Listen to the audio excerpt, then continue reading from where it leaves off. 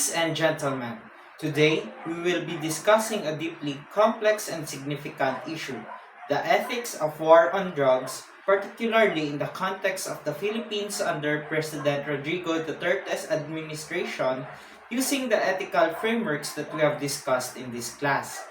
Utilitarianism advocates for actions that maximize overall happiness and minimize suffering, such as eradicating drug use and creating a safer, healthier society. However, the aggressive tactics employed have led to thousands of deaths. While the intention is right, the resulting violence and human rights abuse creates more suffering. A utilitarian perspective would urge us to seek alternative strategies that effectively address drug issues while minimizing harm and promoting overall well-being. Deontological ethics focuses on the adherence to moral duties and principles. The extrajudicial killings disregard for due process. The right to life, the right to a fair trial, and the right to be free from torture are also compromised.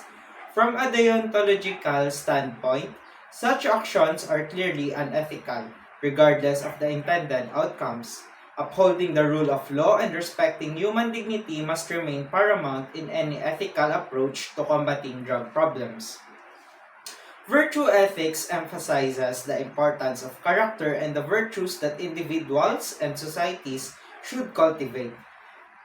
The strategies employed in the Philippines often utilize fear, brutality, and corruption, which are against these virtues.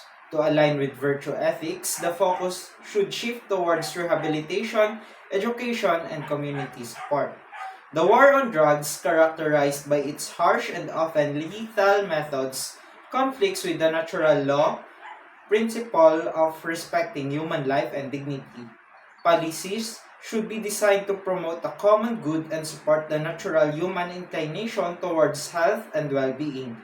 We need to develop approaches that respect human rights, provide care for those affected by drug addiction, and address the root causes of drug abuse, such as poverty and lack of education.